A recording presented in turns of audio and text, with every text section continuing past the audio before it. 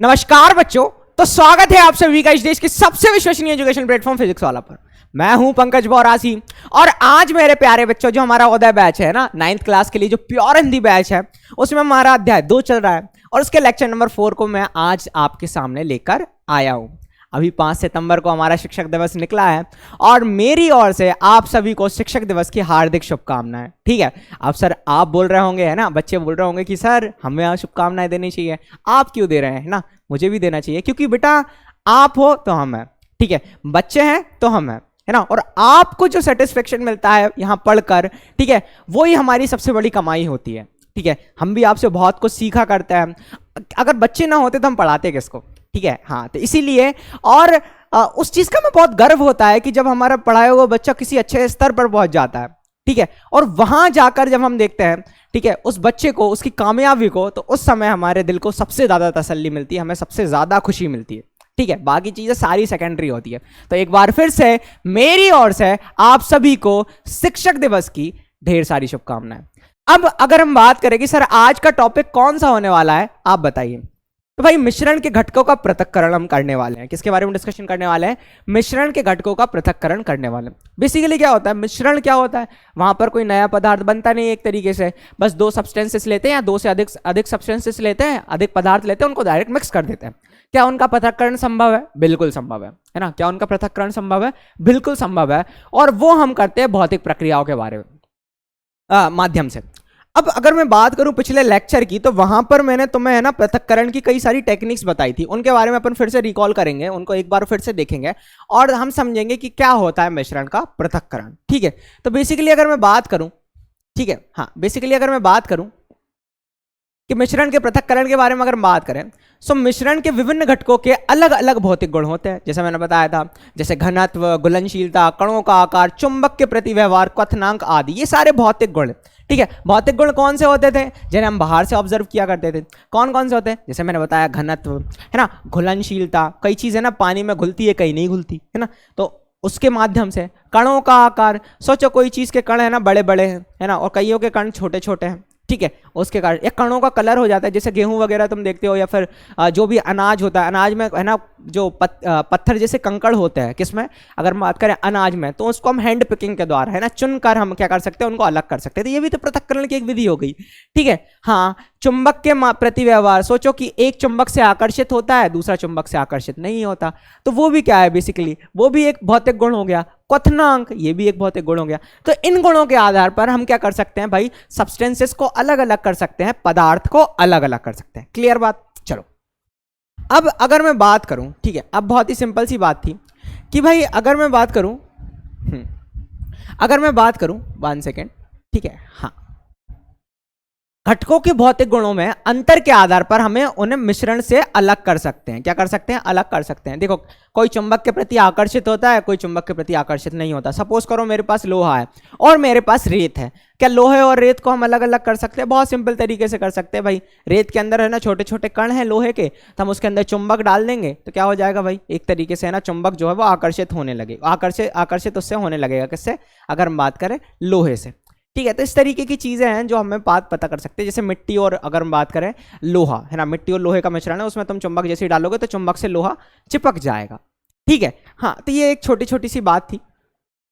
फिर अगर हम बात करें, है ना, फिर अगर हम बात करें बहुत ही सिंपल सी, तो ये कुछ है ना मेथड्स थी जो हमें पता होना चाहिए थी। जैसे ये हुआ, ये सारे के सारे क्या था, इनके द्वारा हम सेपरेशन कर सकते थे। तो मिश्रण से घटकों को अलग करने के लिए उपयोग की जाने वाली भौतिक प्रक्रियाएं कई सारी है, जिनके बारे में हमने डिस्कशन किया था। निस्पंदन हुई थी, ऊर्ध्वपातन हुआ था, अपकेंद्रीकरण हुआ था, इनके बारे में मैंने पढ़ा चुका हूँ। वाष्पीकरण हुआ था, क्रिस्टलीकरण, मतलब इनके बारे में इंट्रोडक्शन मैंने तुम्हें दे दिया था। क्रोमेटोग्राफी, आसवन, प्रभाजी आसवन, पृथक्करण फनल और चुंबक। ठीक है, और एक और था विलायक के माध्यम से हम क्या कर सकते हैं, इसको सेपरेट कर सकते हैं। तो ये वाला हमने डिस्कशन किया था। ठीक है, ये वाला हमने डिस्कशन किया था, इसके बारे में हमने बहुत अच्छे से पढ़ा था। अब हम आगे बढ़ते हैं। अब हमने देखा था कि भाई किन किन पदार्थ को हम अलग कर सकते हैं। तो क्या हम 2 ठोस पदार्थों को अलग कर सकते हैं, है ना? क्या हम किसी 2 ठोस पदार्थों के मिश्रण को अलग कर सकते हैं? तो इसके लिए मैंने 4 मेथड्स बताई थी। कौन कौन सी? तो निम्नलिखित में से किसी एक विधि का उपयोग करके 2 ठोस पदार्थों को अलग किया जा सकता है। चलो, पहली हम बात करते हैं चुंबक का प्रयोग करना। किसका करना? चुंबक का प्रयोग करना।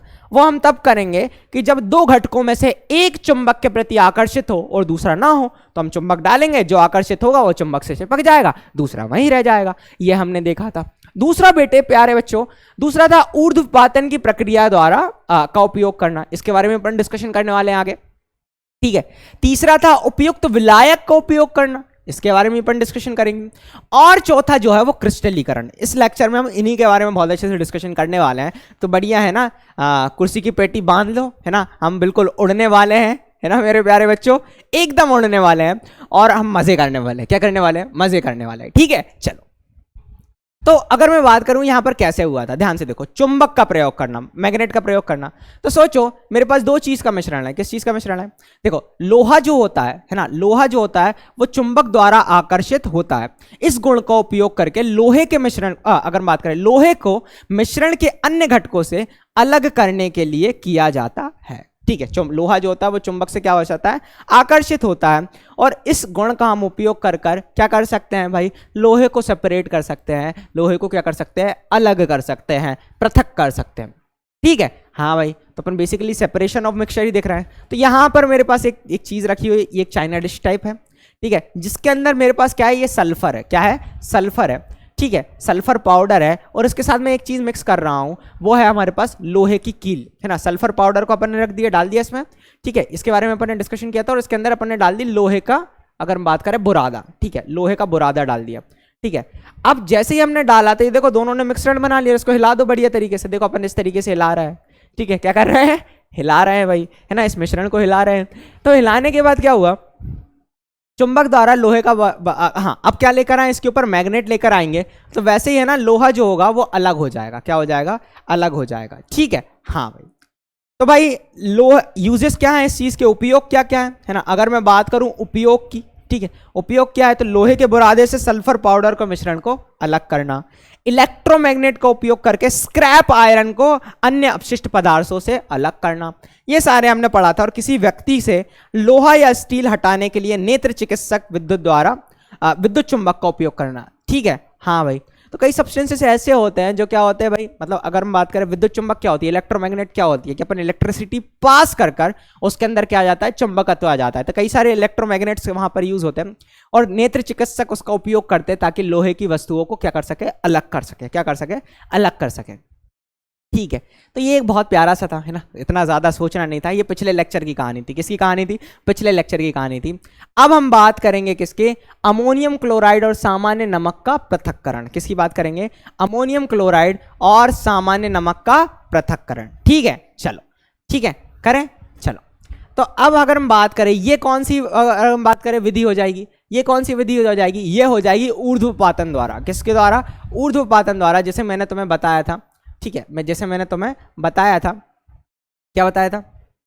क्या बताया था मेरे प्यारे बच्चों को? जैसे मैंने तुम्हें बताया था, सेकंड वाली जो मेथड थी हमारी, सेकंड वाली जो मेथड थी ना, हाँ, ये कौन सी वाली? ये कि ऊर्ध्वपातन प्रक्रिया के द्वारा उसका उपयोग करना था। ऊर्ध्वपातन क्या होता है मैं बताता हूं तुम्हें ध्यान से।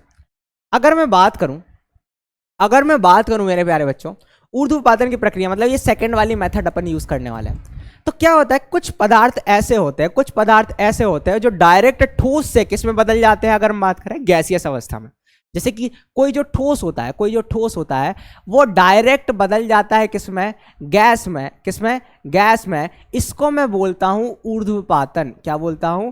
ऊर्ध्वपातन, ठीक है। इस मेथड को क्या बोलता हूं? ऊर्ध्वपातन। तो भाई अब कोई सब्सटेंसेस मान लो, है ना, दो चीज का मिश्रण है, उसमें मेरे प्यारे बच्चों एक जो है वो ऊर्ध्वपातित पदार्थ है। ऊर्ध्वपातित पदार्थ का मतलब यह है कि वो ठोस से डायरेक्ट बदल सकता है गैस में। किस में बदल सकता है? ठोस से डायरेक्ट बदल सकता है गैस में, तो मतलब उसका ऊर्ध्वपातन हो सकता है। और दूसरा पदार्थ ऐसा है जिसका ऊर्ध्वपातन नहीं हो सकता, मतलब जिसकी वाष्प नहीं बन सकती। देखो, एक पदार्थ जो है वो ठोस से डायरेक्ट गैस में बदल रहा है, ठीक है, तो मतलब बोल गया। और दूसरा पदार्थ की गैस नहीं बन सकती। क्या ऐसे दो एग्जांपल्स तुम जानते हो? पहला ऊर्ध्वपातन का एग्जांपल जैसे तुम ले सकते हो अमोनियम क्लोराइड। क्या ले सकते हो? Ammonium chloride. और कोई ले सकते हैं? नौसादर ले लो। और कोई ले सकते हैं? कपूर ले लो। और कोई ले सकते हैं? अरे सर एंथ्रासीन ले लो। ठीक है, मतलब ये एग्जाम्पल्स ही है। तो अमोनियम क्लोराइड की अगर हम बात करें तो ये हमारे पास था। दूसरा हमारे पास है सामान्य नमक, या फिर तुम बोल सकते हो साधारण नमक। कौन सा नमक? साधारण नमक। तो जो साधारण नमक होता है, क्या तुम उसको तवे पर रखो, किस पर रखो, तवे पर रखो या कोई भी बर्तन में रखो और उसको गर्म करना शुरू करो, क्या उसकी वाष्प बनती है? नहीं, इसीलिए वो अवाष्पशील है। क्या है? अवाष्पशील। उसकी वाष्प नहीं बनती, क्या बनती है? अवाष्पशील है ना। नॉर्मल टेम्परेचर पर हम क्या कह रहे हैं, या थोड़ा गर्म कर रहा है तो वो क्या है? अवाष्पशील है। ठीक है, तो एक की वाष्प बन रही है और दूसरे की नहीं बन रही है, क्या इन दोनों को अब सेपरेट किया जा सकता है? बिल्कुल किया जा सकता है। सर दोनों को गर्म कर दो हल्का सा, तो क्या होगा? जो ऊर्ध्वपातित पदार्थ होगा, जिसका ऊर्ध्वपातन हो सकता है, वो डायरेक्ट ठोस से गैस बन जाएगा, मतलब उसकी गैस बन जाएगी। ठीक है, और दूसरा जो साधारण नमक है वो वहीं के वहीं रह जाएगा। ठीक है, अब वो गैस को तुम वापस ठंडा करोगे तो तुम्हें मिल जाएगा वापस वही ठोस। चलो दिखाते हैं, घबराओ नहीं भाई, हम है ना, हम दिखाते हैं। चलो, तो सर ऊर्ध्वपातन द्वारा पृथक्करण, चलो देखते हैं। तो बेटे क्या होता है कि ऊर्ध्वपातन की प्रक्रिया का उपयोग करके मिश्रण से ऊर्ध्वपातन पदार्थ को अलग करने के लिए किया जाता है। ठीक है, चलो अब अगर मैं बात करूं बेटे, चलो तो ऊर्ध्वपातन पदार्थों के उदाहरण हम देख लेते हैं कौन कौन से हैं। जैसे कि अमोनियम क्लोराइड हुआ, कार्बन डाइऑक्साइड हुआ, इसको लिख लो ठोस कार्बन डाइऑक्साइड। कौन सा? ठोस कार्बन डाइऑक्साइड। ठीक है, चलो आयोडीन हुआ। ठीक है, ठोस कार्बन डाइऑक्साइड जो होता है इसको अपन बोलते हैं शुष्क बर्फ। क्या बोलते हैं बेटे? शुष्क बर्फ, है ना। ठोस CO2 को अपन बोलते हैं शुष्क बर्फ। ठीक है, याद रखना ये। चलो फिर अगर हम बात करें, ये हमने एक चीज लिया है भाई, एक चीज लिया है। ठीक है, हाँ, एक तुम लोगों से एक रिक्वेस्ट रहेगी भाई, तुम सभी से एक रिक्वेस्ट रहेगी। क्या रहेगी? कि तुम लोग है ना साथ ही में है ना वीडियो को पॉज करते करते नोट्स बनाते जरूर चला करो, नोट्स बनाते जरूर चला करो। ये रिकॉर्डेड लेक्चर्स होता है, मे भी है ना 1 घंटे के लेक्चर में तुम्हें टाइम लगता होगा 1 घंटे 20 मिनट। आई टोटली एग्रीड, है ना। लग रहा है अच्छी बात है, क्योंकि अपन कंटेंट भी उतना लिख रहे हैं ना, उतनी चीजें लिख रहे हैं, तो तुम थोड़ा पॉज करा करो, फिर क्या करते चलो नोट्स बनाते चला करो। ठीक है, हाँ। और जब भी मैं क्वेश्चंस करवाता हूँ ना, तो बेटा पहली बात ध्यान रखना कि वीडियो को तुरंत पॉज करो, है ना। और उस समय तुम्हें एक चीज याद रखनी है कि अब मुझे क्या करना है, उस क्वेश्चन का आंसर देना है। हाँ गलत हुआ अच्छी बात है, सही हुआ कॉन्फिडेंस बढ़ा, है ना। गलत हुआ अच्छी बात है, सही हुआ कॉन्फिडेंस बढ़ा, मेरे पास पावर आ गई कि मैं हाँ भाई अब तो फोड़ दूंगा। ठीक है, कभी गलत आंसर हो जाए तो घबराना नहीं है। तुम्हें पता है गलत आंसर कभी हो जाता है तो हम क्या करते हैं, घबरा जाते हैं कि हे भगवान अब क्या होगा, हे भगवान अब क्या होगा, क्या ये एग्जाम में भी हमें बर्बाद हो जाएंगे? नहीं बेटा, जब तुम प्रैक्टिस का मतलब क्या होता है कि मान लो आज मैंने 100 क्वेश्चंस करे, मुझसे 20 सही हुए, 80 गलत हुए। सुनना, मैं 20 सही हुए 80 गलत हुए, बट तुम वहां पर एक पॉजिटिव चीज ये सोच लो कि मैंने 100 में से 20 सही करे, 80 गलत हुए, बट ये 80 क्वेश्चन अगली बार अगर मेरे पास आएंगे तो मेरे से हर क्वेश्चन बनेगा, क्योंकि अब मुझे पता है इसका सही आंसर क्या है। तो गलतियां है ना बेटा, गलतियां जो होती है वो हमेशा तुम्हें कुछ ना कुछ नया सिखाती है। ठीक है, और गलतियों से जो सीखता है ना वो बेटा जिंदगी में कभी ठोकर नहीं खाता। क्वेश्चंस कितने होंगे? 100 होंगे, 150 होंगे, 1000 होंगे, है ना। फिर एक समय ऐसा आएगा कि क्वेश्चंस रिपीट होने लगेंगे और उस समय तुम उस दिन फील करने लगो कि हाँ भाई इस वैरायटी के क्वेश्चन तो मैंने ढेर करे हैं। तो ये बात हमेशा तुम्हें याद रखनी है। ठीक है बेटा, चलो। तो अब अमोनियम क्लोराइड के लिए हमने क्या करा, यहां पर हमने लिखी चाइना डिश। क्या ले ली? China dish. और इसके अंदर हम एक चीज डाल रहे हैं, वो क्या है? हमारा नमक। ठीक है, क्या है? नमक। ठीक है, हाँ, नमक और अमोनियम क्लोराइड का मिश्रण है। ठीक है, और उल्टी कीप रख दी और इसके ऊपर हमने क्या लगा दिया? कपास का प्लग लगा दिया। किसका लगा दिया? कपास का प्लग। अब अमोनियम क्लोराइड को, है ना, अमोनियम क्लोराइड वाष्प को वायुमंडल में जाने से रोकने के लिए हम किसका लगाते हैं? कपास को लगाते हैं। किसको लगाते हैं? कपास को लगाते हैं। ठीक है, इसकी वाष्प नहीं लगना चाहिए। अब बेटे क्या होगा, यहां पर नमक को अपन जैसे ही गर्म करेंगे, क्या करेंगे बच्चे? गर्म करेंगे तो क्या होगा भाई, नमक तो वाष्प, उसकी वाष्प नहीं बनेगी, पर अमोनियम क्लोराइड की वाष्प है ना इधर इकट्ठा हो जाएगी। कहां इकट्ठा हो जाएगी? यहां इकट्ठा हो जाएगी। अगर मैं तुम्हें दिखाऊं बेटे तो देख ध्यान से। ठीक है, हाँ, तो अगर मैं बात करूं, ठीक है, हाँ, तो यहां पर हमने जैसे ही बर्नर लगाया, क्या लगाया? बर्नर लगाया, तो यहां पर क्या होगा? अमोनियम क्लोराइड ऊर्ध्वपातन के रूप में फनल के अंदरूनी किनारों पर एकत्र हो जाता है। देखो इसकी वाष्प बनी, मानते हैं वाष्प बनी, उड़ी, है ना। तो अमोनियम क्लोराइड जैसे ही ऊपर गया भाई, जाने का रास्ता तो है नहीं, तो ये क्या हो जाएगा? यहीं पर ठंडा होकर इकट्ठा हो जाएगा। क्या हो जाएगा? ठंडा होकर इकट्ठा हो जाएगा। ठीक है, चलो, तो अगर मैं बात बताऊं तुम्हें, ठीक है, हाँ, इसकी वाष्प बन जाती है, तो इस तरीके से क्या हो जाएगा? इकट्ठा हो जाएगा। क्या हो जाएगा? इकट्ठा हो जाएगा। तो भाई साधारण नमक क्या हो जाता है, वहीं रुक जाता है। साधारण नमक क्या हो जाता है, वहीं रुक जाता है। तो अब यूजेस क्या है, इसके उपयोग क्या क्या है ना। अगर मैं बात करूं इसके उपयोग क्या क्या है, ठीक है, तो उपयोग क्या होते हैं भाई, अमोनियम क्लोराइड, आयोडीन, कैम्फर मतलब कपूर, ठीक है, अमोनियम क्लोराइड, आयोडीन, कैम्फर, हाँ, यहाँ अगर बात करें कपूर हुआ, नेफ्थलीन हुआ, जो एंथ्रासीन हुआ, ठीक है, को सामान्य नमक है ना, सोडियम क्लोराइड है ना, रेत, लोहे का बुरादा, चाक आदि जैसे गैर वाष्पशील पदार्थों से ऊर्ध्वपातन की प्रक्रिया द्वारा अलग किया जा सकता है। बेटे एक बार याद रखना, जब मैंने चुंबक के द्वारा पृथक्करण करवाया तो एक चुंबक के द्वारा आकर्षित होता था, दूसरा नहीं होता था। जब मैंने ऊर्ध्वपातन के द्वारा पृथक्करण करवाया तो एक ऊर्ध्वपातन के द्वारा क्या हो सकता बताता था और दूसरा नहीं बताता था। एक ऊर्ध्वपातन उत्पादित हो सब पदार्थ होता था, वो क्या हो सकता था, ऊर्ध्वपातन के द्वारा अलग हो सकता था, दूसरा नहीं। ठीक है, तो ये एक तुम्हें बात याद रखनी है, इन गुणों के आधार पर अपन सेपरेट कर रहे हैं। मतलब एक पदार्थ उस चीज को फॉलो करेगा, दूसरा पदार्थ उस चीज को फॉलो नहीं करेगा, और इसके माध्यम से हम क्या कर देंगे, सेपरेट कर देंगे। क्या कर देंगे, पृथक कर देंगे। क्या कर देंगे, अलग कर देंगे। क्लियर है, चलो। हाँ, चलो भाई, तो ये था हमारे पास एक बहुत प्यारा सा एग्जाम्पल जो मेरे प्यारे बच्चों द्वारा बन जाना चाहिए। ठीक है, इसमें कोई समस्या है क्या, इसमें कोई समस्या है क्या तुम लोगों को, नहीं है ना। चलो आगे बढ़ते हैं। अब उपयुक्त विलायक द्वारा पृथक्करण, ठीक है, किसके द्वारा, उपयुक्त विलायक द्वारा हम क्या करने वाले हैं, पृथक्करण करने वाले हैं। देखो विलायक क्या होते हैं भाई, जिसमें कोई चीज अपन घोला करते हैं, जिसमें कोई चीज घोला करते हैं। अब उपयुक्त विलायक में मतलब हम एक चीज ले लेंगे कि एक पदार्थ जो होगा उसके अंदर घुलेगा, दूसरा नहीं घुलेगा, अपना काम हो गया। ठीक है, अब देखो मैं एक बहुत प्यारा सा एग्जांपल बताता हूं। जैसे मैंने रेत ले ली और नमक ले लिया, मैंने क्या किया, रेत और नमक है ना। अब रेत को मैंने पानी में घोला, नहीं घुला, नमक को, दोनों का मिश्रण है बिल्कुल बुरादा। अब इसमें से नमक अपन ऐसे ऐसे थोड़ी सेपरेट करेंगे, नहीं, अपन ने क्या करा, उसको उठाया और डायरेक्ट पानी में डाल दिया। अब रेत घुली नहीं पर नमक उसमें घुल गया। ठीक है, नमक उसमें क्या हो गया, घुल गया। अब क्या करो, उसको छान लो, तो रेत रेत वहीं रह जाएगी और नमक क्या होगा, नमक का पानी नीचे निकल जाएगा। अब वो नमक के पानी को गर्म करो तो क्या हो जाएगा, पानी उड़ जाएगा, नमक वहीं रह जाएगा, और यहां पर जो रेत है वो अपनी अलग हो गई। तो देखो दोनों को अलग कर दिया ना, दोनों को क्या कर दिया, अलग कर दिया। अरे सर इतनी जल्दी बता दिया, हमें तो देखना है, तो दिखाएंगे भाई, सब्र रखो। चलो, तो भाई इस विधि का उपयोग तब किया जाता है जब घटकों की घुलनशीलता में अंतर होता है, मतलब एक घुलता है दूसरा नहीं घुलता। उदाहरण के लिए विलायक के रूप में पानी का उपयोग करके रेत और नमक को अलग किया जा सकता है। रेत और नमक को अलग किया जा सकता है। क्लियर है, सारी चीजें क्लियर हुई। चलो अब अपन आगे बढ़ते हैं। ठीक है, सो नमक पानी में घुलनशील है जबकि रेत पानी में अघुलनशील है। पानी में रेत और नमक की घुलनशीलता में इस अंतर का उपयोग करके इन्हें अलग करने के लिए किया जाता है। ठीक है, इस तरीके से अपन कर सकते हो। चलो अब अगर हम बात करें, अगर मैं बात करूं तुम लोगों से, ठीक है, तो ये मेरे पास क्या है भाई, एक तरीके से बीकर है, उसके अंदर अपन ने पानी भर के रखा है। ठीक है, क्या भर के रखा है, पानी। अब इसके अंदर बढ़िया सा नमक डाल दो, क्या डाल दो, नमक। ठीक है, ये क्या है अपना, नमक है। क्या है बेटे, नमक है।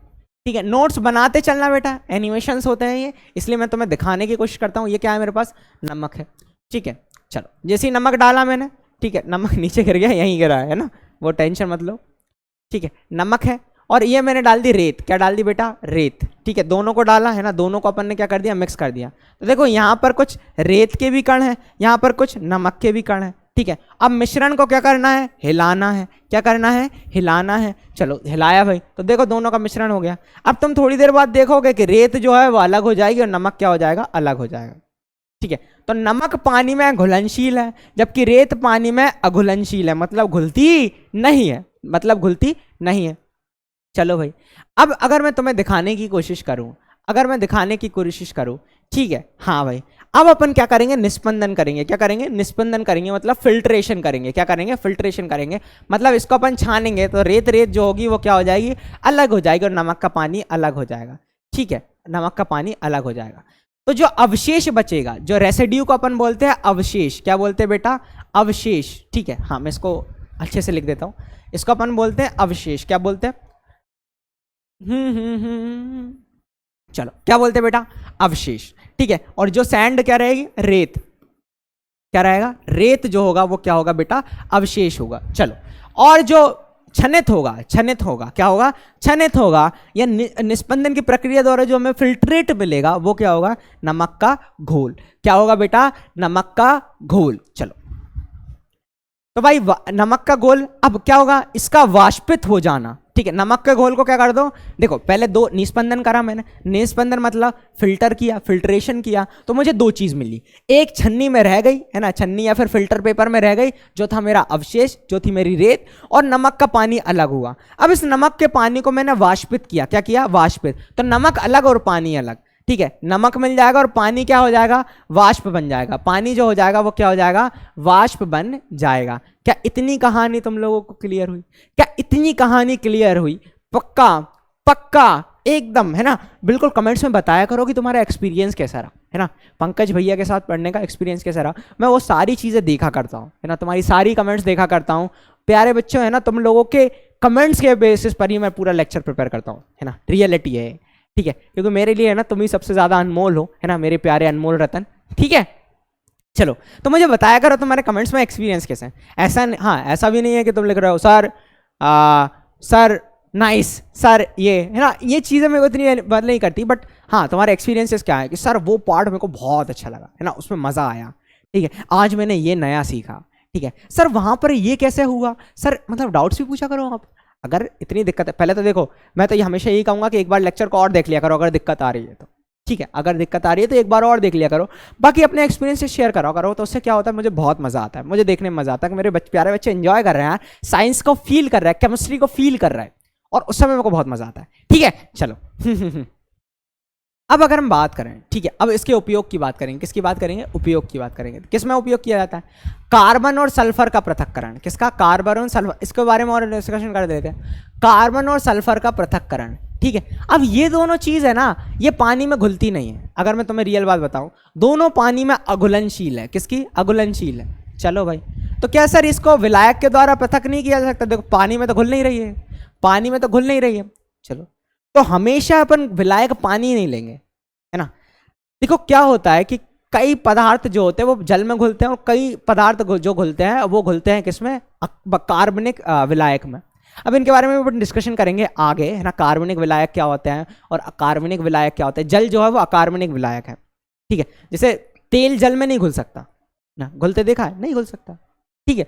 तो बेसिक है ना, हम भाई ये दोनों अगर हम बात करें जल में तो नहीं घुलते, क्या और कोई सी चीज में घुलते हैं, हाँ ये घुलते हैं एक कार्बनिक विलायक में, जो होता है हमारा कार्बन डाई, अगर हम बात करें सल्फाइड, क्या होता है कार्बन डाई सल्फाइड। इसके बारे में अपन डिस्कशन करेंगे, अभी इतना ही समझो कि ये दोनों जल में नहीं घुलते, बट और कोई सी चीज में घुलते हैं, अपन उसका उपयोग करते हैं, ठीक है। हाँ, तो भाई इसमें अगर हम बात करें, सिर्फ एक कार्बन प्लस सल्फर का मिश्रण, है ना, कार्बन डाई सल्फाइड, है ना, क्या बनता है, कार्बन डाई सल्फाइड मिश्रण में कार्बन डाई सल्फाइड अगर हम बात करें, ठीक है। अब इसका अपन क्या करते हैं, निस्पंदन करते हैं। क्या करते हैं, निस्पंदन करते हैं।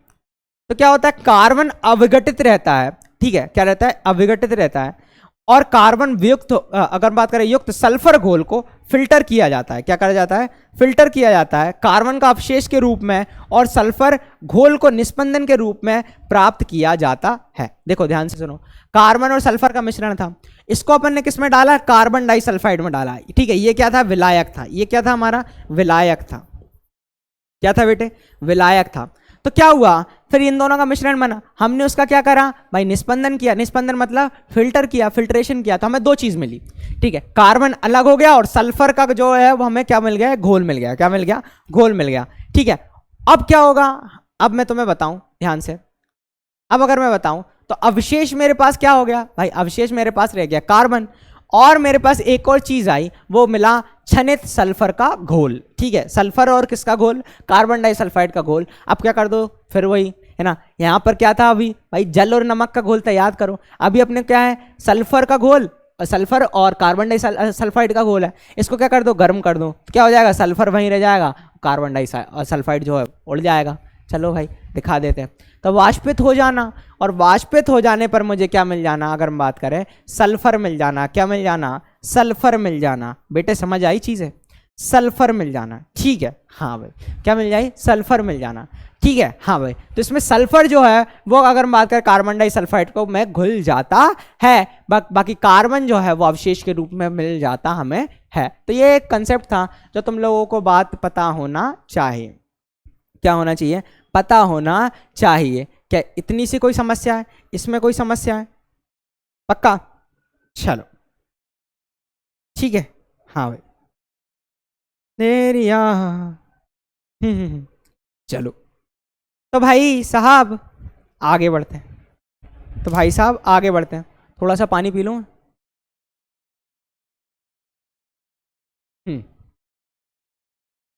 चलो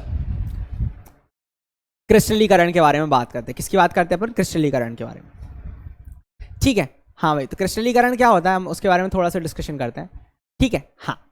तो बेसिकली ये क्या होता है ना, ये एक पृथक्करण की विधि है ना, ठीक है, इसकी डेफिनेशन भी लिखवा दूंगा। ये एक पृथक्करण की विधि है, वह विधि है जिसके द्वारा द्रव में विलय अशुद्ध पदार्थ ठोस पदार्थ के विलयन से है ना शुद्ध पदार्थ के नियमित ज्यामिति वाले कण प्राप्त किए जाते हैं। शुद्ध पदार्थ से प्राप्त करने के लिए गर्म द्रव को है ना, गर्म द्रव में जितना भी अशुद्ध पदार्थ घुल सके घोल लिया जाता है, तथा इसके पश्चात घोल में से है ना अघुलनशीलता अशुद्ध पदार्थ को फिल्टर द्वारा छान लिया जाता है। अब संतृप्त गर्म घोल को ठंडा करने पर शुद्ध ठोस पदार्थ है ना पदार्थ के क्रिस्टल प्राप्त हो जाते हैं। ब्ला ब्ला ब्ला ब्ला ब्ला ब्ला भाई ये तो क्या पता क्या हो गया। अब देखो ध्यान से सुनो, मेरे पास क्या है, एक अशुद्ध पदार्थ है। क्या है बेटा, अशुद्ध पदार्थ है, उसके अंदर काफी सारी अशुद्धियां हैं। क्या है, काफी सारी अशुद्धियां। उसको अपन ने क्या कर लिया, घोल लिया। क्या कर लिया, घोल लिया, ठीक है। और उसको गर्म किया। अब क्या हो गया, उसके साथ अशुद्धियां भी घुल गई। क्या हो गई, अशुद्धियां, काफी सारी अशुद्धियां थी। जैसे कॉपर सल्फेट का अगर हम बात करें, कॉपर सल्फेट था, उसमें काफी सारी अशुद्धियां थी। उसको मैंने जैसे ही पानी में घोला या फिर घोला और उसको क्या करा, गर्म करा, तो उसके साथ अशुद्धियां भी घुल गई। अब क्या करो, उसको फिल्टर कर लो। क्या कर लो, फिल्टर, मतलब निस्पंदन कर दो।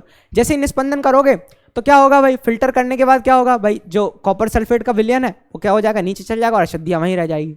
अब वो अशुद्धियां जो है, अब जो अशुद्धियां हैं उनको अपन अलग कर देंगे। अब जो गर्म विलयन था ना, उसको धीरे धीरे धीरे धीरे धीरे धीरे हौले हौले हौले हौले हौले है ना, मतलब हौले हौले हौले उसको ठंडा करो। क्या मिल जाएगा तुम्हें, उसके क्रिस्टल मिल जाएंगे। क्या मिल जाएंगे, क्रिस्टल मिल जाएंगे, जैसे कॉपर सल्फेट के साथ होता है। तो चलो हम दिखाते हैं तुम लोगों को, ठीक है हाँ। तो इस तरीके से है ना, कॉपर सल्फेट का अगर हम बात करें, कॉपर सल्फेट का तुम क्या कर सकते हो, उससे पृथक कर सकते हो। कॉपर सल्फेट का अगर हम बात करें, क्रिस्टल को क्या कर सकते हैं, पृथक कर सकते हैं। क्लियर है, पक्का। चलो तो इसके बारे में अपन थोड़ा सा डिस्कशन करेंगे, ठीक है। इसके बाद अपन आगे बढ़ते हैं और आगे की चीजों को अपन थोड़ा सा देखते हैं, ठीक है। अभी अपन क्या कर रहे थे, दो ठोस पदार्थों को क्या कर रहे थे, पृथक कर रहे थे। क्या कर रहे थे, पृथक कर रहे थे। अब जो है ना, अब जो है हम डिस्कशन करेंगे ठोस तथा द्रव के मिश्रण का पृथक्करण, ठीक है। अभी दो ठोस थे, अब अपन करने वाले हैं ठोस और द्रव के, अगर हम बात करें, पदार्थों का पृथक्करण, ठीक है। ये चारों की चारों मेथड्स जो थी वो हमने अभी क्या कर लिया, देख लिया। इन चारों मेथड्स के बारे में हमने थोड़ा सा देख लिया। कौन सी चार मेथड्स थी हमारी, वो थी हमारी क्या, अगर हम बात करें हमारी चार मेथड्स थी, जो क्या थी, हाँ ये वाली क्या थी, चुंबक का प्रयोग करना, ऊर्ध्वपातन की प्रक्रिया है ना, विलायक का उपयोग करना, उचित विलायक, उपयुक्त विलायक का उपयोग करना, और क्रिस्टलीकरण। किसका, क्रिस्टलीकरण, ठीक है। इसके बारे में हमने थोड़ा सा क्या करा था, डिस्कशन किया था। चलो अब अपन ठोस तथा द्रव का पृथक्करण कर रहे हैं। किसका कर रहे हैं, ठोस तथा द्रव का क्या कर रहे हैं, पृथक्करण कर रहे हैं। क्लियर है, चलो आगे बढ़ते। ठोस और द्रव वाले सभी मिश्रणों को निम्नलिखित प्रक्रियाओं द्वारा है ना में से एक द्वारा अलग किया जा सकता है। चलो पहली बात करते हैं, ठीक है। पहली कौन सी है, निस्पंदन, जो मैंने बताया फिल्ट्रेशन है ना, फिल्टर कर दो, ठीक है हाँ भाई। केंद्र परासरण है ना, या अगर हम बात करें है ना, वाष्पीकरण, क्रिस्टलीकरण, क्या बोलते हैं, क्रिस्टलीकरण, ठीक है हाँ। तो ये चार प्रक्रिया द्वारा अपन क्या कर सकते हैं, इसको अलग कर सकते हैं। अब अपन इसको क्या कर सकते हैं, अलग कर सकते हैं, ठीक है पक्का। चलो चलो अपन आगे बढ़ते हैं, ठीक है। इस प्रक्रियाओं द्वारा अपन क्या कर सकते हैं, अलग कर सकते हैं। क्रोमेटोग्राफी है ना, इसके द्वारा भी अपन अलग कर सकते हैं, ठीक है। आसवन, ये भी एक विधि है जिसके बारे में अपन थोड़ा सा डिस्कशन करेंगे, ठीक है। चलो अपन बात करते हैं सबसे पहले निस्पंदन की, किसकी, फिल्ट्रेशन की ना।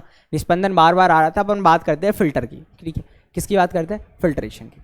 तो फिल्टर पेपर का उपयोग करके, है ना, ठोस और द्रव के विषमांगी मिश्रण को अलग करने के लिए निस्पंदन का उपयोग किया जाता है। विषमांगी मिश्रण समझ रहे हो क्या है, विषमांगी मिश्रण, हेटेरोजेनस मिक्सचर का अपन क्या करता है, इसका अगर बात करें उसके द्वारा अपन फिल्टर पेपर का उपयोग करते हैं। जैसे भाई अगर मेरे पास नमक का पानी है तो नमक के पानी में क्या है, समांगी मिश्रण है, क्या है, समांगी मिश्रण है, तो उसका अपन उपयोग नहीं कर सकते। बट हाँ, अगर वो हो रहा है क्या, अगर वो हो रहा है कैसा, विषमांगी मिश्रण, तो हम उसका निस्पंदन का उपयोग कर सकते हैं। किसका उपयोग कर सकते हैं, निस्पंदन का उपयोग कर सकते हैं, फिल्ट्रेशन का उपयोग कर सकते हैं। ठीक है, अब हम क्या करते हैं, चलो है ना, हम किसका मिश्रण सेपरेट करें, हम सेपरेट करते हैं मिट्टी, है ना, मिट्टी और जल, है ना, इन दोनों का मिश्रण को अपन क्या करते हैं, सेपरेट करते हैं। क्या करते हैं, सेपरेट करते हैं। तो भाई एक तरीके से हम देखते हैं मिट्टी के कण जो होता है काफी बड़ा होता है उनका साइज, है ना, जो मड वाटर होता है, जो मिट्टी होता है ना, मिट्टी का पानी जो होता है वो काफी ज्यादा क्या होता है, अगर हम बात करें उसमें मिट्टी के पार्टिकल का साइज क्या होता है, बड़ा होता है। ठीक है, निलंबन का हमने एग्जाम्पल देखा था, तो वही है ना। अब हम उनको सेपरेट करेंगे तो क्या कर दो भाई, ऐसे एक फिल्टर पेपर लेकर आओ, क्या लेकर आओ, एक फिल्टर पेपर लेकर आओ। ठीक है, चलो लेके आ जाते हैं फिल्टर पेपर। तो भाई साहब, है ना, निस्पंदन द्वारा मिश्रण को अलग करना, तो अपने पास मिट्टी और पानी का है मिश्रण, मेरे पास एक स्टैंड आ गया, है ना, इसमें बढ़िया सी कीप लगा दो, फनल लगा दो, ठीक है, ये लगा दी, और ये मैंने फिल्टर पेपर लगा दिया। ठीक है, इसके ऊपर क्या लगा दिया, फिल्टर पेपर लगा दिया। ठीक है, अंदर लगा हुआ है ना उसके अच्छे से, ऐसा कोन बना लेते, उसका क्या बना लेते अपन, कोन बना लेते हैं। ठीक है, गोल साइज रहता है, उसको अपन क्या बना लो, कोन बना लो, और कोन बनाकर ऐसा लगा लेते हैं। क्या बना लेते हैं, ऐसा लगा लेते हैं। अगर मैं तुम्हें कोन बताऊं, ठीक है, अगर मैं तुम्हें कोन बनाकर बताऊं, ठीक है, शंकु समझते हो ना, शंकु, ठीक है, पक्का, चलो शंकु दिखाते हैं तुम लोगों को। तो जैसे कि मैं एक छोटा सा पेज बताऊं, तो ऐसा गोल टाइप का रहता है वो, है ना, उसका कैसा बना दो, ऐसा कोन बना दो, कैसा बना दो, कोन बना लेते हो ना तुम इस तरीके से। ठीक है, ये कोन बन गया। अब इस कोन को क्या कर दो, है ना, इस कोन को क्या कर दो, इस कोन में अपन क्या करते हैं भाई, इसको वो बीकर के अपन बात जो कंटेनर उसमें रख दो, और इसके ऊपर वो मिश्रण को डालो, तो भाई मिट्टी मिट्टी इसके अंदर रह जाएगी, और पानी जो है वो क्या हो जाएगा, अलग हो जाएगा। क्या हो जाएगा, अलग हो जाएगा। हा हा हा हा, क्या बात कर दी सर जी, चलिए दिखाइए। तो हाँ, दिखा देते हैं, प्यारे बच्चे अगर सीखेंगे तो दिखाएंगे। मिट्टी और पानी था भाई, मिट्टी का कलर ऐसा नहीं होता खैर, है ना, लेकिन मैंने तुम्हारे लिए स्पेशल वाली मिट्टी लेकर आया हूँ मेरे उदय प्यारे बच्चों, तुम्हारे लिए मिट्टी का लेकर आया मैंने ये। ठीक है, मिट्टी पानी डाला, तो देखो ध्यान से, मिट्टी मिट्टी यहीं रुक गई, और पानी जो है वो देखो इसके अंदर इकट्ठा होने लगा। क्या होने लगा, इकट्ठा होने लगा। ठीक है, अब मिट्टी जो है वो अवशेष के रूप में रह गई है। ठीक है, क्या रह गई, अवशेष के रूप में। तो फिल्टर पेपर पर प्राप्त अघुलनशील ठोस अवशेष कहा जाता है। क्या कहा जाता है, अवशेष कहा जाता है, रेसिड्यू कहा जाता है। क्लियर है, चलो। तो भाई इसके बाद है ना, यह निस्यंद है ना, निस्पंद है, निस्यंद है, तो ये अपने को पता होना चाहिए। इसको अपन फिल्ट्रेट कहते हैं। क्या कहते हैं, फिल्ट्रेट। तो साफ घोल को हम निस्यंद कहते हैं। ठीक है, जिसको अपन बोला करते हैं फिल्ट्रेट। क्या बोला करते हैं, फिल्ट्रेट। क्लियर है, पक्का, चलो आगे बढ़ते हैं। अब इसके उपयोग के बारे में बात करते हैं थोड़ी सी। तो रोजमर्रा की जिंदगी में, है ना, उपयोग किए जाने वाले विभिन्न फिल्टर, तार, जाल, सूती का टुकड़ा, मलमल का कपड़ा, छन्नी, है ना, छन्नी जो होती है, चाय छन्नी जो होती है, चाय वगैरह छानते हो, ठीक है, तो उसके अंदर जो बन तैयार हुई चाय के साथ वो पत्तियां जो बच जाती है ना, उसको छाना करते हैं अपन, वो भी फिल्टर का एग्जाम्पल है। किसका है, फिल्टर करने का एग्जाम्पल है। ठीक है, फिर अगर हम बात करें, तार जाल आता है ना, तार का जाल, सूती का कपड़ा का उपयोग करते हैं, है ना। अगर बात करें मलमल का कपड़े का उपयोग करते हैं, कपड़े से अगर हम बात करें, हम छाना करते हैं। क्या करना चाहते हैं, छाना करते हैं कोई चीज़ को। जैसे मेरे पापा जो है ना, एक एग्जांपल बताता हूँ, पापा बनाते हैं हमारे, एक बील करके एक है ना, वो एक फ्रूट होता है। ठीक है, तो वो फ्रूट का है ना शरबत बनाया करते हैं। वो कैसे बनाया जाता है कि वो काफ़ी ज़्यादा है ना, उसके अंदर बीजे होते हैं, है ना, सीड्स होते हैं, तो सीड्स काफ़ी कड़वे होते हैं। ठीक है, तो उसको अगर मिक्सी में छानेंगे ना, मतलब मिक्सी में अगर उसको उससे जूस निकालेंगे ना, तो क्या हो जाता है, वहाँ पर वो जो सीड्स होते हैं उसके कारण कड़वापन आ जाता है। तो क्या करते हैं, उसको बिल्कुल पूरा निकालते हैं और उसको एक कपड़े में लेते हैं, उसके अंदर हल्का सा पानी डालते हैं और ऐसे करके ताकत से निचोड़ा करते हैं। ठीक है, तो जूस जो है वो नीचे निकलता है। तो बचपन में बहुत पिया है हमने, अभी भी पीते हैं, और फिर उसके अंदर हल्का सा मिल्क या मिल्क वगैरह मिलाकर हा पिया करते हैं। ठीक है, तो मज़ा आया करता है। तो भाई मज़ा आया। ठीक है, तो ये उपयोग थे बेटा, है ना, ऐसी ऐसी चीज़ें सुना करो मेरे से, तो तुम लोगों को मज़ा आया। हाँ चलो, ये भाई सबने देखी होगी, है ना, इसको कौन भूल सकता है। तो उपयोग की गई चाय की पत्तियों को तैयार चाय से अलग कर लिया जाता है। बहुत बढ़िया। ठीक है, तो ये देखो इसमें भी इसका बहुत अच्छा सा उपयोग है, ठीक है। हाँ, घरेलू फिल्टर जो होता है उसमें उपयोग किया जाता है। तो बेटा बहुत ज़्यादा चीज़ें हैं जिसके बारे में अपन बात करते हैं। अब अपन बात करने वाले हैं सेंट्रीफ्यूगेशन की, या पर बात करें अपकेंद्रीकरण की। ये एक और विधि है जिसके बारे में अपन डिस्कशन करना चाह रहे हैं। तो भाई अपकेंद्रीकरण किसी पदार्थ के निलंबित कणों को तरल से अलग करने के लिए, या द्रव से, है ना, द्रव से अलग करने के लिए विधि है जिसमें मिश्रण घूमता है और अपकेंद्री बल का उपयोग करके एक अपकेंद्रित उच्च गति पर होता है। भाई घूमता है किसमें? एक अपकेंद्रित उच्च गति पर, ठीक है। मिश्रण घूमता है एक अपकेंद्रित में उच्च गति पर, तो ये अपकेंद्रित है, ठीक है। अब बेसिकली क्या होता है मैं तुम्हें बताता हूं, ठीक है। मक्खन निकलते देखा है?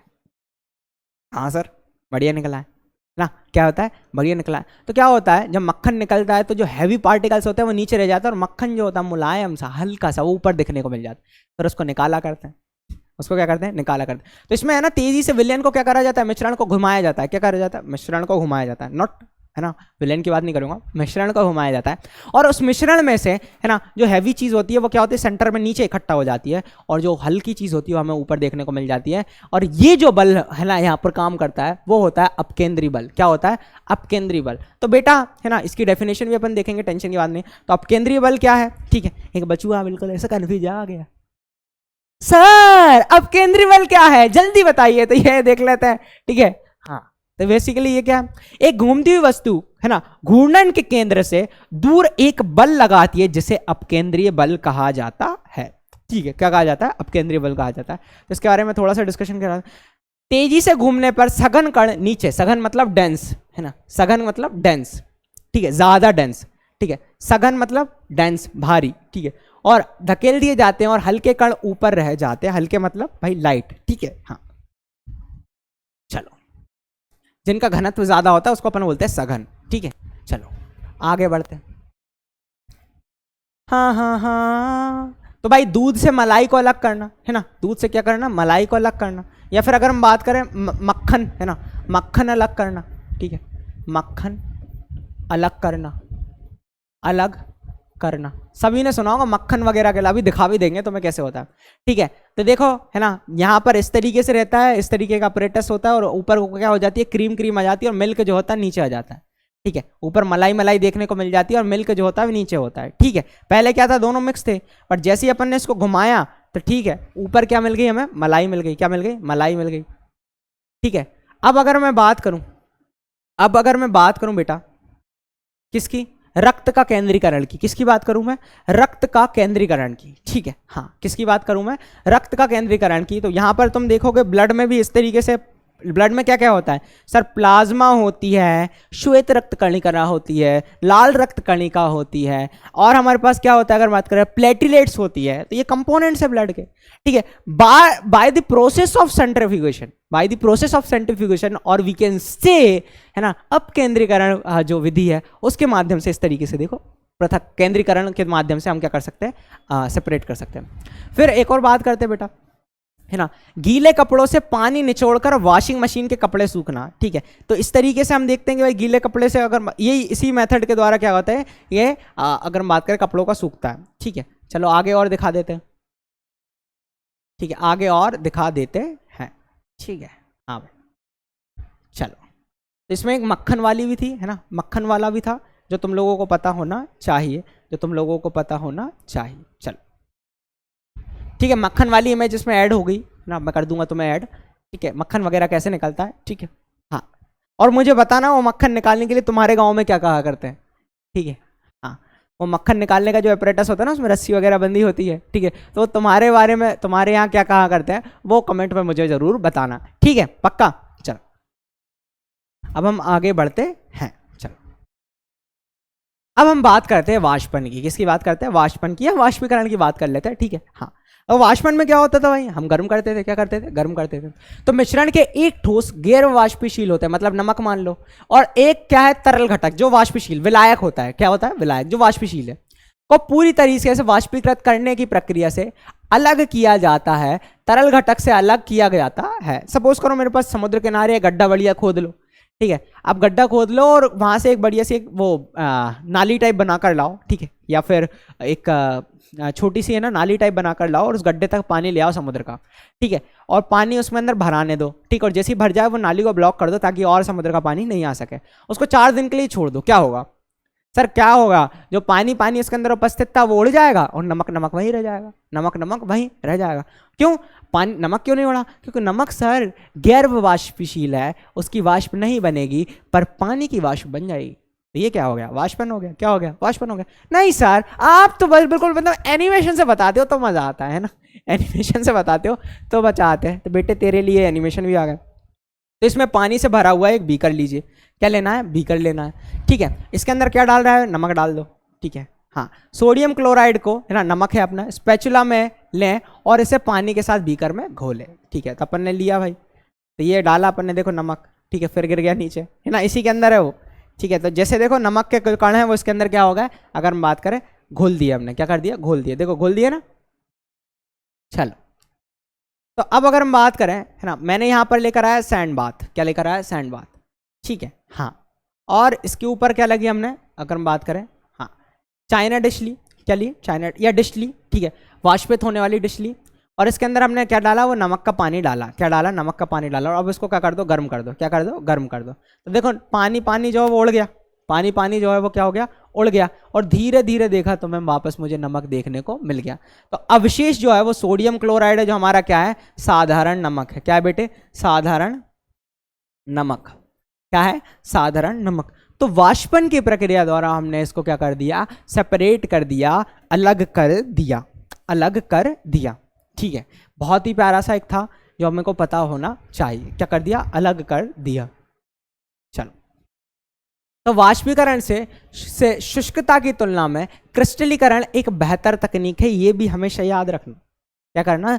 बेहतर तकनीक है क्रिस्टलीकरण, ये हमेशा तुम ध्यान रखना, ठीक है। वाष्पीकरण में क्या होता है कि कुछ अशुद्धियां रह जाती है, बट क्रिस्टलीकरण में ऐसा नहीं होता। क्रिस्टलीकरण में ऐसा नहीं होता, जो तुम लोगों को पता होना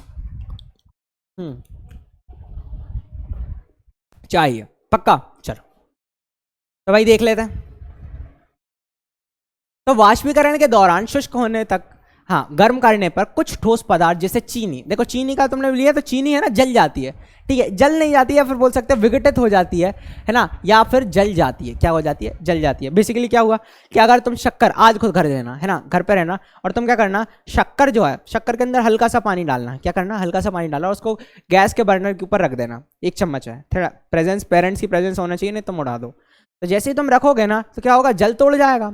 अब जो शक्कर है ना, अगर तुमने उसको थोड़ा ज्यादा गर्म कर दिया, क्या कर दिया? गर्म कर दिया, शक्कर जलना शुरू हो जाएगी। और वहां पर क्या होता है बेसिकली, अगर शक्कर का मैं तुम्हें फॉर्मूला बताऊं, शुगर का फॉर्मूला बताऊं, तो वो होता है C12H22, है ना, O11, ठीक है। जैसे रासायनिक सूत्र होता है, इसको रटना नहीं है ना, अभी रटना मत, बिल्कुल नहीं। तो क्या होता है, इसको जैसे ही है ना, जैसे ही अपन इसको गर्म करते हैं तो ये बस इसमें सिर्फ कार्बन बचता है। क्या बचता है? सिर्फ कार्बन बचता है, और बाकी इसका जो जितना भी जल होता है, इसके अंदर भी प्रेजेंट होता है जल, वो पूरा उड़ जाता है।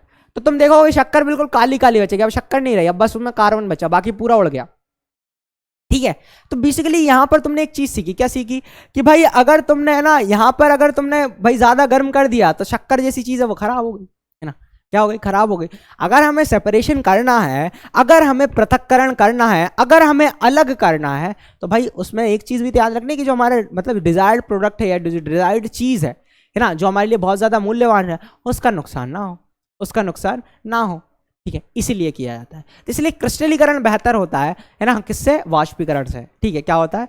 वाष्पीकरण से बेहतर होता है, कि वाष्पीकरण से शुष्कता की तुलना में क्रिस्टलीकरण जो है एक बेहतर तकनीक है, जो आप लोगों को पता होना चाहिए, ठीक है। चलो, तो देखो इस तरीके की चीजें तुम्हें देखने को मिल जाती है, इस तरीके की चीजें देखने को तुम्हें मिल जाती है। वाष्पीकरण प्रक्रिया में घुलनशील अशुद्धियां, कई सारी घुलनशील अशुद्धियां दूर नहीं होती है, ठीक है, लेकिन क्रिस्टलीकरण में ऐसी अशुद्धियां दूर हो जाती है। ऐसी अशुद्धियां क्या हो जाती है? दूर हो जाती है। क्या हो जाती है? दूर हो जाती है, ठीक है। तो ये एक जो चीज रहती है वो आप लोगों को पता होना चाहिए, जो आप लोगों को पता होना चाहिए। क्लियर है? पक्का? चलो, पक्का? हाँ। अब क्या है बेटा, अभी अगर मैं तुम लोगों को बताऊं, ठीक है, अभी तुम लोगों को बताऊं तो यहाँ पर हमने 3 मेथड्स के बारे में अभी डिस्कशन किया। कौन कौन सी मेथड्स है हमारी? जो 3 मेथड्स थी, ठीक है, हाँ, वो कौन कौन सी थी हमारी? थी एक निस्पंदन है ना, निस्पंदन, ठीक है, एक केंद्र परासरण, ठीक है, जिससे हमने बोला क्या, सेंट्री या केंद्रीकरण है ना, केंद्रीकरण हमने बोला, ठीक है। हाँ, एक सेकंड दिखा देते तुम्हें।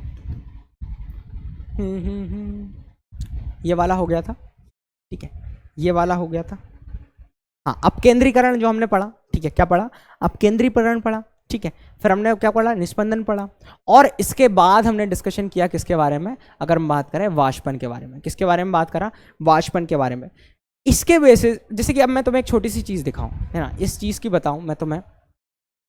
मान लो, है ना, मान लो मेरे पास एक, मैं क्वेश्चन पूछता हूं तुम लोगों से। मान लो मेरे पास क्या है? रेत है। क्या है? रेत है, ठीक है।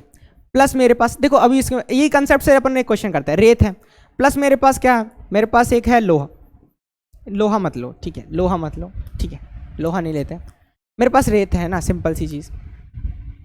रेत के साथ मेरे पास हो गया क्या? मेरे पास हो गया अमोनियम क्लोराइड। क्या हो गया? अमोनियम क्लोराइड, ठीक है। और मेरे पास क्या हो गया? मेरे साथ हो गया एक सोडियम क्लोराइड। क्या हो गया? Sodium chloride.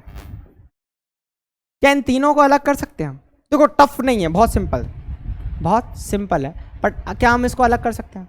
सर बिल्कुल कर सकते हैं, सर बिल्कुल कर सकते हैं। क्या इन तीनों को अलग कर सकते हो? बिल्कुल कर सकते हो। क्या करो? सिंपल सी चीज, सबसे पहले सर हम इन तीनों के गुणों के बारे में, इनके भौतिक गुण हम चेक करेंगे, ठीक है। तीनों में कुछ ना कुछ भौतिक गुण क्या होंगे? डिफरेंट होंगे, ठीक है। ये भौतिक प्रक्रियाओं में ये क्या करते हैं? भौतिक गुण जो होते हैं उनके डिफरेंट होंगे। जैसे कि अगर मैं बात करूं रेत की और नमक की, ये दोनों ऐसे पदार्थ हैं जिनकी वाष्प नहीं बनेंगे, ये गैर वाष्पशील है। पर अमोनियम क्लोराइड जो है, इसका क्या हो सकता है? एक ऊर्ध्वपातित पदार्थ है। कैसा पदार्थ है? ये एक ऊर्ध्वपातित पदार्थ है। अब अगर ये ऊर्ध्वपातित पदार्थ है तो सर इसकी वेपर बन जाएगी, तो ये वेपर बन के उड़ जाएगा, ठीक है। बट ये दोनों नहीं मिले, हटेंगे, ठीक है। पर इन दोनों में से एक जो है ना, इन दोनों का मिश्रण में से जो सोडियम क्लोराइड है वो जल में घुलता है। देखो ये तो उड़ गया, जल में घुलनशील, घुलनशील, ध्यान से समझना, जल में घुलनशील है। तो जैसे ही मैं सर इन दोनों के मिश्रण में, रेत और सोडियम क्लोराइड के मिश्रण को जल में डालूंगा तो ये जल में घुल जाएगा और ये रेत जो होगा वो क्या हो जाएगा? बच जाएगा। तो रेत को मैं निस्पंदन की प्रक्रिया द्वारा, किसके द्वारा? निस्पंदन की प्रक्रिया द्वारा क्या कर सकता हूं? फिल्ट्रेशन की प्रक्रिया द्वारा रेत को अलग कर दूंगा, तो अवशेष के रूप में बच जाएगा। फिर मुझे नमक का पानी मिल जाएगा, मैं उसको वापस गर्म कर दूंगा। क्या कर दूंगा बेटे? गर्म कर दूंगा, तो मुझे नमक अलग, पानी अलग मिल जाएगा। क्या मिल जाएगा? नमक और पानी दोनों क्या हो जाएंगे? अलग मिल जाएंगे। क्या मिल जाएंगे? अलग मिल जाएंगे। क्लियर है?